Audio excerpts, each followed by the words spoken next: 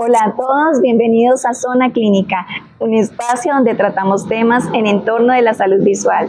El día de hoy vamos a hablar de algo que nos atañe a todos, tanto los profesionales como a la población en general, y es ergonomía visual.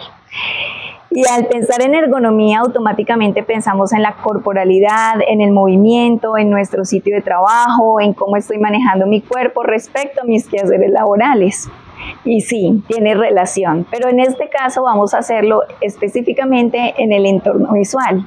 Es decir, qué factores de riesgo alteran o ponen en riesgo, valga la redundancia, mi condición o mi salud visual.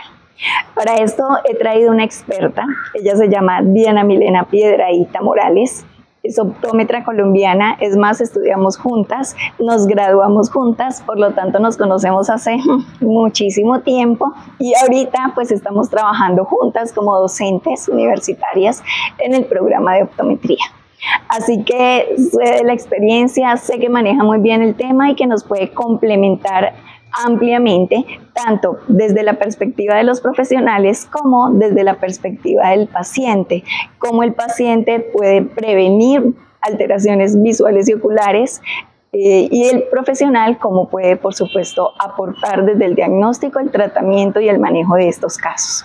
Así que, doctora Diana, bienvenida, muy buenas tardes. ¿Cómo estás? Muy buenas tardes, Carol. Muchas gracias por la invitación. Muy bien, gracias. Bueno, muchas gracias a ti por aceptar. Es un gusto tenerte aquí. Y pues cuéntanos un poquito de ti para que la audiencia te conozca. ¿Quién es Diana? Desde lo personal, desde lo profesional, ¿cómo ha sido tu desarrollo durante este tiempo después de haber sido graduada de optometría? ¿En qué te has desempeñado? Cuéntanos un poco. Bueno, Diana, como ya les dijo la doctora Carol, amiga de ella desde hace 20 y tantos años, mamá de una hermosa niña, sí. Optómetra hace 20 años, ¿sí? Vengo desempeñándome como optómetra clínica en realidad. He tenido un poco de experiencia en la parte de salud ocupacional, ya que le he enfocado mucho a la docencia, ¿sí? En realidad en el entorno empresarial casi no lo he ejercido, pero sí lo he aplicado bastante a la docencia, ya que es un campo que me parece que nosotros como optómetras debiéramos ahondar un poquito más, porque tiene mucha relevancia en nuestro ejercicio diario.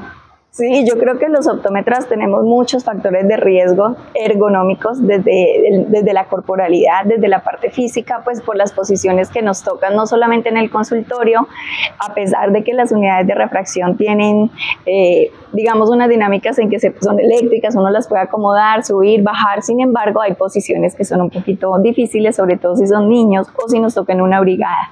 Así que estoy de acuerdo, debe ser un tema, la salud ocupacional debe ser un tema que deberíamos ahondar y profundizar mucho más. Realmente creo que es algo en lo que no le prestamos mucha atención y más porque cuando uno estudia optometría solamente piensa en áreas clínicas específicas, entonces que la contactología, que la terapia, que la pediatría, y uno quiere irse por el lado clínico, que pues finalmente para eso fue que lo estudiamos. Por eso me parece tan interesante esta conversación que vamos a tener hoy, porque es un área que no hemos explorado mucho y que, como bien lo dices tú, es muy importante, no solamente para nosotros los profesionales, sino para la población en general. Y perdón que me desvíe un poquito hablando de lo físico, específicamente en este podcast que vamos a hablar sobre la parte visual, creo que es algo muy fundamental, especialmente porque todo mundo sabe, después de la pandemia, el uso de elementos electrónicos, el computador, el celular, todo lo que son pantallas digitales, se ha vuelto un día a día. Es algo que llegó para quedarse y todos, desde los más pequeños hasta los más grandes, estamos en esta dinámica. Así que creo que sí es algo muy importante. Totalmente de acuerdo. Sí. De todas maneras, tenemos que tener en cuenta que a veces nosotros, como dices tú, no lo deberíamos enfocar también, ¿verdad?, tanto a lo clínico, sino que a veces nosotros incluso como padres caemos en ese error, ¿cierto? de que, bueno, no tenemos tiempo para compartir con nuestro hijo, estamos haciendo una diligencia o estamos ocupados en algo, toma la tablet, toma el celular y no caemos en cuenta como de los perjuicios que conlleva el uso continuo de esto o los periodos de tiempo que los niños incluso estén en él. Entonces es importante también desde ese punto de vista, como lo estás aclarando. Sí, sí, totalmente de acuerdo. Y ahorita voy a profundizar en este punto específicamente. Antes de continuar, quiero aclarar también a todos que tú eres, ¿cómo se dice?, saludista ocupacional. Soy profesional en seguridad y salud en el trabajo. Exacto, o sea, después de estudiar optometría decidiste empezar a estudiar el pregrado en salud ocupacional. O sea, de verdad que es un tema que te apasiona, porque para volver a empezar es que te gusta demasiado. Claro que sí. Qué bueno, listo. Ahora sí, ya entendiendo quién es Diana, vamos a entrar en el tema específicamente y lo que estabas comentando de lo que hacen los padres para tratar de que el niño no llore, para que esté entretenido, ¿cierto? Porque pues ya quiere jugar y uno no tiene el tiempo, no tiene las ganas, por lo que sea. Lo más fácil es entregarle un dispositivo electrónico. Hace poco estuvimos en otro podcast en donde hablábamos de las disfunciones binoculares no estrabicas y una de las principales causas de esto era justamente el uso de los dispositivos, no tanto por el uso como tal, sino por la distancia de trabajo con ellos y por el tiempo prolongado en visión próxima. Entonces, esto obviamente desencadena alteraciones de la acomodación, alteraciones de la convergencia, y a nivel muscular, de los músculos extraoculares, y esto genera unos desórdenes que terminan siendo un conjunto de síntomas o una astenopia que produce mucho malestar. Como mínimo es fatiga visual, pero puede llegar a tener el paciente incluso diplopia ocasional, como por temporadas. Entonces yo creo que aquí sí debemos hacer un especial énfasis para que los padres de familia presten mucha atención a las recomendaciones que en este momento tú les puedes dar. Claro que sí. Yo pienso que démosle inicio primero para que la gente sepa qué es la ergonomía visual. Ok, me parece, sí. La ergonomía visual la tenemos como una disciplina, ¿sí? Ella se encarga de la interacción entre el sistema visual y pues obviamente el entorno de trabajo. Lo que busca la ergonomía visual o su principal objetivo es optimizar las condiciones de trabajo y de descanso, ¿cierto? Sí. Para prevenir lo que es más frecuente y que tú estabas hablando, que es la fatiga visual, ¿cierto? Cuando disminuimos esta fatiga visual va a haber un mejor rendimiento y va a haber una mejor protección ocular, ¿sí? Sí, claro. ¿Por qué es importante esta parte de la ergonomía visual para nosotros como optómetras? ¿Sí? Nosotros pasamos gran parte del día en un consultorio, ¿cierto? Sí. No todo el tiempo estamos haciendo consultas, pero igual estamos sentados en un escritorio frente a un computador, revisando historias clínicas, estudiando, haciendo diferentes actividades, ¿cierto? Entonces, en esos casos, nosotros estamos haciendo tareas que requieren esfuerzo visual, ¿sí? ¿Qué pasa? Que ya en este paso de llevar dos horas, incluso hasta 1 hora, ya empezamos a sentir que el dolor de cabeza, el dolor en los ojos, el dolor en el cuello, el dolor en la espalda, ¿cierto? Entonces, nosotros como optómetras siempre decimos, bueno, yo sé que para estar frente a un dispositivo tengo que tener buena iluminación, pero no nos cercioramos de que hay unas alturas indicadas, de que hay que tener en cuenta el brillo de la pantalla, que hay que tener en cuenta ciertos parámetros para poder tener una ergonomía visual, que es lo que pretendemos abordar acá, ¿cierto? ¿Cuáles son los riesgos de una mala ergonomía visual? Pues uno de ellos es la fatiga visual, ¿sí? Que como hemos dicho es por cansancio ocular, sequedad, visión borrosa, dolores de cabeza, dificultad para enfocar, que ese es uno de los principales motivos de consulta. Ya puede llegar a un punto donde lo podemos catalogar como el famoso síndrome visual informático. Tú recuerdas que cuando estuvimos en la pandemia ese era el boom, el síndrome visual informático. Sí. Y salieron muchos estudios y muchas actividades, incluso de cómo se podían prevenir. En esta parte, a mí sí me gustaría guiarlos un poco sobre cómo sería la forma adecuada para mejorar la ergonomía visual. Es importante que nosotros tengamos en cuenta que hay unos factores de riesgos también causantes, ¿cierto? Entonces ya dijimos que el principal motivo, ¿cuál es? La fatiga visual. Si hacemos un análisis, es uno de los principales motivos de consulta, como lo dije ahora. Nuestro paciente normalmente consulta porque le arden los ojos, le pican, le duele la cabeza. Doctora, yo estoy trabajando en el computador, me levanto y estoy viendo muy borroso de lejos, ¿cierto? Ya empiezan a ver todos estos componentes acomodativos, como lo decías ahora, que también complementa o hace parte de la fatiga visual. Entonces, entre los factores de riesgo de fatiga visual encontramos los factores oculares. También es muy importante tenerlo en cuenta. Defectos refractivos exacto, o mal corregidos. ¿Sí? Ya sabemos lo que puede causar una hipercorrección o lo que puede causar el no estar corregido adecuadamente con lo que necesito en ese momento.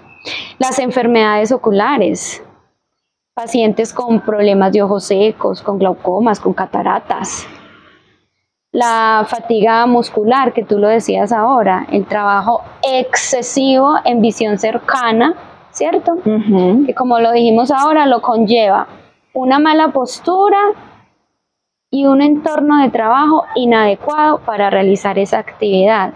También hay unos factores ambientales que yo diría que es uno de los más importantes.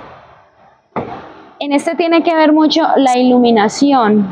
Tú ves que yo lo toco mucho en el proceso de la charla, porque la iluminación es un punto muy importante en esta parte. ¿Sí? Sí, y quisiera pues como complementarte o comentarte que hace también unos días atrás estuvimos con el doctor Héctor Sánchez hablando justamente de la luminancia en el consultorio. Lo hablamos y lo abordamos más fue desde el punto de vista clínico del desarrollo de los test. Pero obviamente aplica perfectamente para esto también, porque si no tienes una buena iluminación, no manejas un entorno, digamos, de higiene visual, pues va a ser más probable que tengas cansancio, fatiga y, por supuesto, si tienes alguna alteración visual, como lo mencionabas, algún defecto residual por ahí, pues te va a generar mucho más problemas. Otro punto que me parece importante, que no lo tenemos muchas veces en cuenta, que serían otros factores como el estrés, el estrés, esa carga laboral, la falta de sueño, ¿sí? Sí. El consumo de tabaco y el alcohol también se relacionan mucho con estos aspectos. ¿Por qué? Porque pueden deshidratar los ojos, ¿cierto? La falta de sueño aumenta el riesgo. ¿Por qué? Porque ya el ojo no va a trabajar con la misma capacidad. El proceso visual no va a ser igual a una persona que duerme tantas horas a uno que duerme menos horas. El estrés es muy importante. ¿Por qué? Porque son personas que debido a esa carga laboral o la presión que tengan en ese momento exageran el uso de los dispositivos.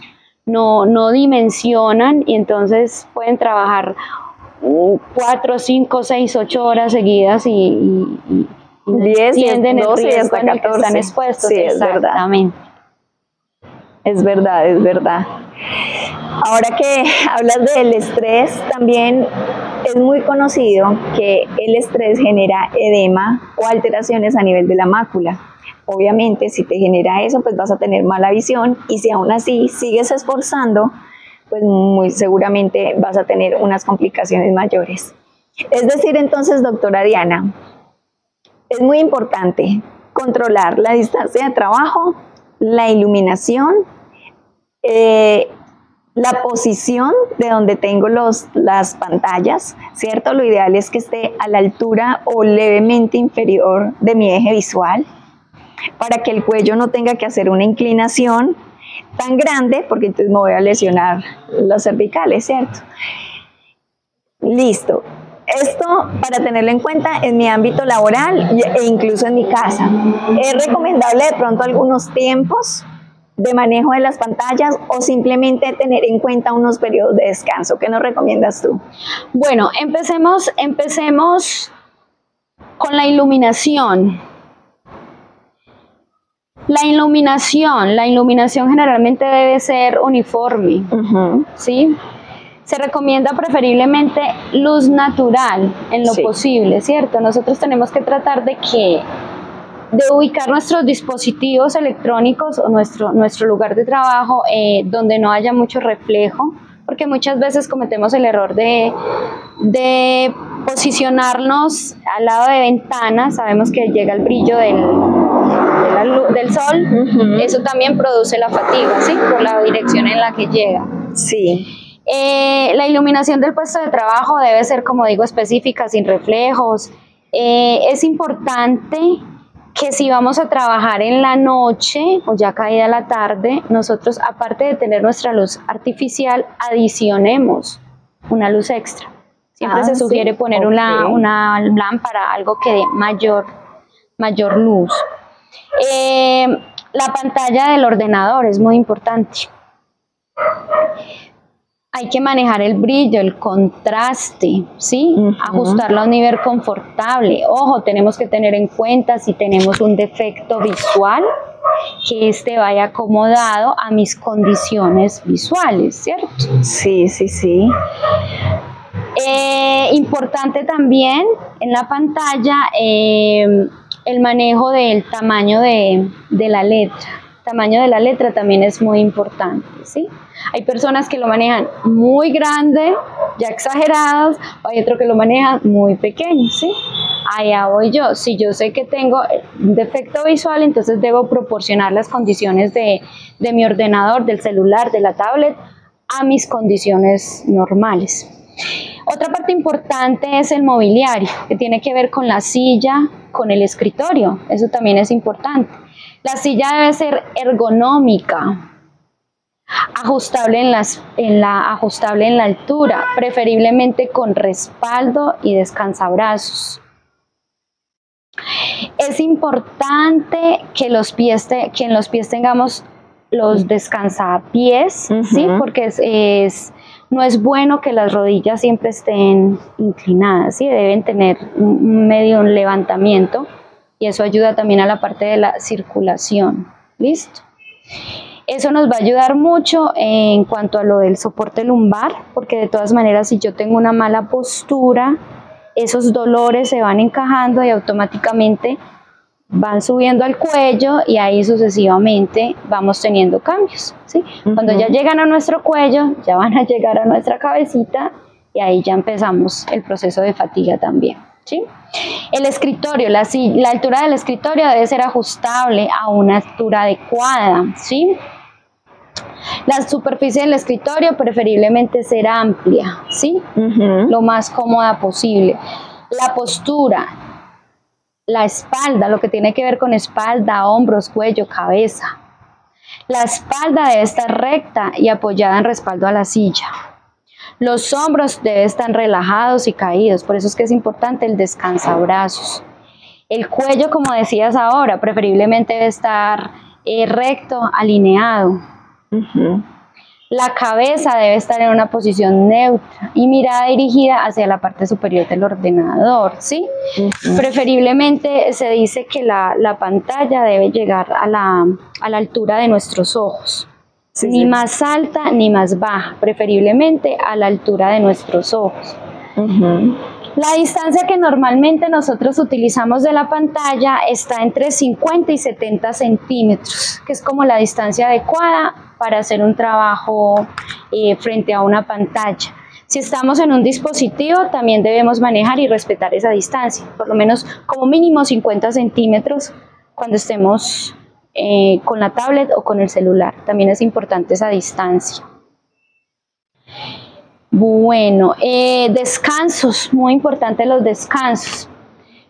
Pues en realidad los descansos, ese sí ha sido un tema un poquito debatido, pero pues en literatura se ha dicho que preferiblemente por cada 20-30 minuticos que se esté frente al dispositivo, tratar de descansar 20 o 30 segundos.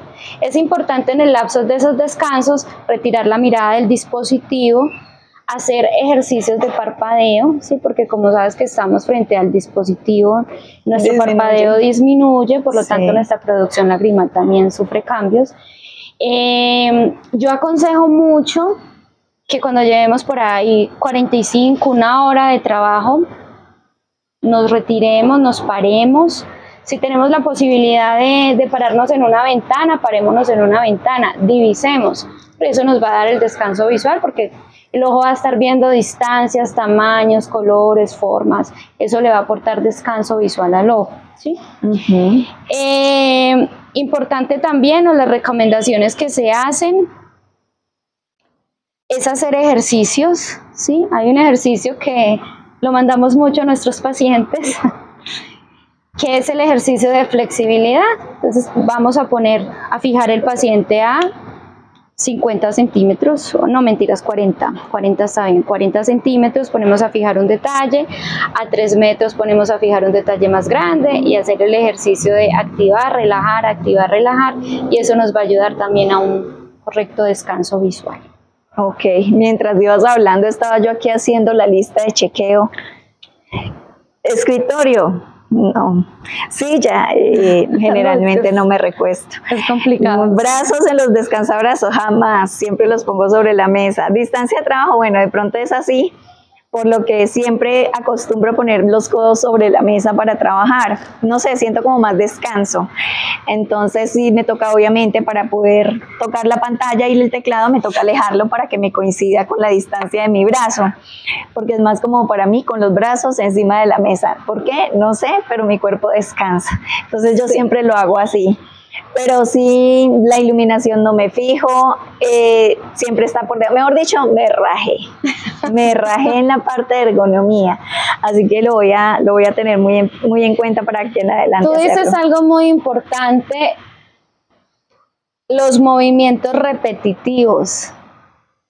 ¿Cierto que sí? Eso no tiene que ver ahí con la ergonomía visual, pero me parece también un tema importante, los movimientos repetitivos. Mira que tú dices, pongo el brazo, me recuesto, el movimiento de los dedos, eso también, ese sería un tema bueno para tratar. Sí. Los movimientos repetitivos y tienen que ver con la ergonomía.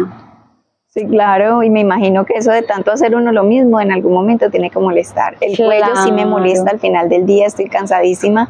Y los ojos, pues no sé, afortunadamente sí, obviamente tengo conciencia de los descansos visuales y pues lo hago y estoy muy bien. Pero a nivel físico sí me falta y lo admito. Y sé que muchas personas están en la misma condición mía, entonces te agradezco mucho estos consejos para recordar que es algo importante y lo tenemos que hacer para hacerlo de manera muy juiciosa. Claro que sí, hay que tenerlo en cuenta porque nosotros nos volvemos muy mecánicos, ya llegamos a nuestro puesto de trabajo, por decirlo de alguna manera. O sea, uno dice, no, yo no me voy a enredar, que si lo subo, que si lo bajo, que si está, yo me siento a trabajar y me siento como sea, sí. Y uno le dice eso practicidad, pero realmente no estoy teniendo en cuenta que pueda afectar mi salud.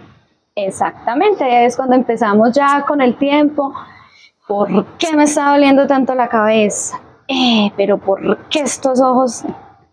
Y vamos y revisamos bien y hacemos un análisis más detallado de esos factores de riesgo que tengo en mi lugar de trabajo o en mi casa, ¿cierto? Sí. Y ahí es donde llego ya a la conclusión. ¿Por qué no estoy haciendo esto? ¿Por qué no estoy haciendo lo otro? Y como profesional yo creo que también de pronto se nos puede pasar. Llega un paciente y dice, me arden los ojos, me duele la cabeza. Uno lo primero que piensa, debe tener un defecto de visión. Va y mira, digamos no, hemétrope. Entonces es algo acomodativo. Y uno busca entonces, y uno trata clínicamente identificar el motivo por el cual se están generando estos síntomas. Y de pronto puede que se nos esté pasando también que esto es un aspecto importante. ¿Cómo son sus hábitos? ¿A qué distancia trabaja? ¿Realmente qué hace a diario? ¿O cuál es su hobby? Puede que le dedique más tiempo al hobby que al trabajo, entonces también es importante saberlo. O sea, desde la anamnesis es muy importante hacer una exploración. Exactamente, doctora Carol, esa sería la conclusión. Es importante el implementar esta parte en la anamnesis, porque como tú dices, estamos basados más hacia lo clínico, hacia, bueno, si le está ardiendo el ojo, entonces, y todo está normal, entonces venga, yo le hago un test lagrimal, venga, exactamente, se lo dice, pero no cabemos en cuenta en esas horas de trabajo, en esas condiciones ambientales. Me parece que eso es un punto muy importante y sí, en realidad sí es importante tenerlo en el proceso de la anamnesis. Incluso yo he tratado de hacerlo, de implementarlo un poquito con mis estudiantes, ¿sí? A veces los pongo a analizar esa parte cuando nuestro paciente sale perfecto, pero hay síntomas, hay sintomatología, ¿cierto? Ya después de haber pasado toda una consulta, de haber hecho todos los temas, además que en la academia se les pide de todos los test. Exactamente, afortunadamente. Entonces ya después se entra como a ese análisis. Entonces yo les digo, y si nos devolvemos a la profesión del paciente, ¿qué hace el paciente? Ah, él es abogado. Bueno, él es abogado, ¿cierto? Él le está diciendo a usted que le están ardiendo los ojos, pero usted le acaba de hacer un examen detallado y todo le sale perfecto. Entonces, ¿a dónde más podemos ir? Yo los pongo mucho a reflexionar porque afortunadamente en la academia, acá en la universidad, se implementa la asignatura de salud ocupacional y se implementa en un semestre donde ya ellos están en esa interacción con el paciente, entonces se nos facilita mucho por esa parte del proceso.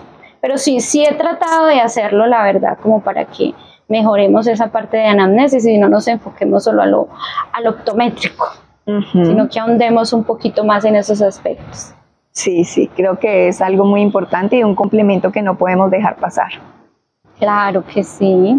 Sí, bueno, no, doctora Diana, yo de verdad creo que este tema tiene mucho para dar, no solamente desde la parte, digamos, de estos síntomas que son los más comunes y que por eso los trajimos el día de hoy, sino que también hay algunos otros ambientes u otros riesgos que pueden generar alteraciones oculares y yo creería que ese puede ser otro podcast al que le podemos dedicar un poquito de tiempo, cómo estos factores de riesgo generan enfermedades y enfermedades mucho más graves, por ejemplo, las radiaciones que producen cataratas, daños a nivel de la retina, muchas otras cosas más y que por ejemplo los radiólogos, los tecnólogos radiólogos que tienen que estar expuestos constantemente a esto, al punto de que ellos incluso tienen unas vacaciones súper largas para desintoxicar el cuerpo de toda esa radiación. Entonces, esos factores de riesgos ocupacionales de mis pacientes, realmente, ¿qué tanto pueden generar problemas? Son muchos. Entonces, empezar con que es, digamos, la causa más frecuente de consulta, es el primer paso para todo el tema que viene detrás de salud ocupacional versus salud visual. Así que le agradezco muchísimo su espacio, su tiempo, habernos explicado y ampliado mucho más en este tema. Sé que es muy valioso tanto para los profesionales como para los pacientes que puedan estarnos escuchando. Van a tener en cuenta todas estas recomendaciones y bueno, muchísimas gracias, doctora Diana. Espero tenerla aquí nuevamente en una próxima ocasión. Muchas gracias a ti por la invitación. Una feliz tarde para todos. Gracias, igualmente.